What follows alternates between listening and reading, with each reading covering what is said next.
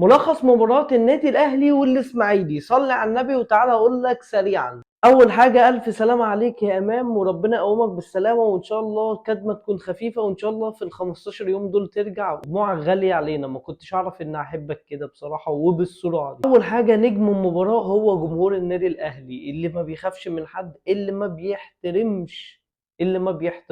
من ناحية الإسماعيلي فهو نجم المباراة هو كان واحد بس فقط لا غير، هو عبد الرحمن مجدي، صاحب التصويبات الجامدة وصاحب الاختراقات الجميلة واللي رجله مظبوطة على الجون. بس رغم ان هو نجم المباراة من عند الإسماعيلي، بس عمل تصرف غير لائق مع الشاب حامل الكور، وبرضه مهما كان نتيجة شايل 3 او مش شايل 100، برضه الولد ده ملوش اي ذنب. بقى عند النادي الاهلي وناخدهم واحد واحد بالترتيب. نجوم المباراة محمد الشناوي صاحب اكتر التصديات النهارده، حتى لو ان كانت خفيفة، بس كان هناك تصديين على الاقل جماد جدا، والحمد لله اللي هو قدر يحمي مرمانا وما يدخلش فيه غير هدف واحد ولا يسأل عنه، بالرغم من ان محمد الشناوي معودنا اللي في الكور دي بيجيبها. نخش بقى على احمد نبيل كوكا اللي عايز اتكلم عليه كتير جدا جدا جدا. الواد ده موهبه جامده جدا جدا جدا في نص الملعب، وانضمامه للمنتخب بعد اصابه امام عاشور تكريما ليه ومجهوداته، وهو صاحب الاسيست الجميل اللي جاب منه حسين الشحات الهدف الثاني،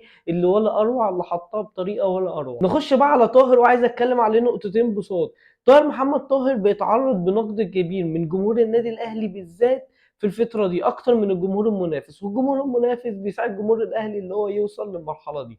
بس طاهر محمد طاهر نزل النهارده وأدى أداء كويس بالرغم من البساط اللي تنقصها الدقة، إنه عمل أسيست ولا أروع لبيرسي تاو نجم اللقاء اللي جاب فيه الهدف الثالث. بقى على إمام عاشور والكعب الجميل اللي عمله في الجون الأولاني بتاع بيرسي تاو، اللي عمل الكرة بالكعب لحسين الشحات، وحسين الشحات شاطها جابها في العارضة ردت لبيرسي تاو اللي جاب الجون العالمي جدا. توفيق يا مامو، وان شاء الله هترجع بالسلامة. حسين الشحات المتألق صاحب الهدف الثاني وصاحب اسيست الهدف الاولاني، هو حسين الشحات نجم من نجوم اللقاء. اتكلم على ده ايوه، وسايبه لحد ما ياخد وقته ونطلع ننتقده في الوقت المناسب. محمد زعلوك نازل جعان كورة بمعنى الكلمة، يعني شاب عايز ينزل يدي مستواه للنادي الاهلي بكل ما تأتيه القوة. محمد زعلوك نجم من نجوم الماتش في الحبة الصغيرين اللي هو لعبها. اما بقى نجم المباراة وماتش في المباراة هو البيرسي تاو. بيرسي تاو النهارده بدأ يتأقلم مع النادي الاهلي اكتر واكتر، بدأ يفرض نفسه اللي هو ممكن يكون هدافين النادي الاهلي، وهو فعلا في الدوري حتى الآن هو هداف النادي الاهلي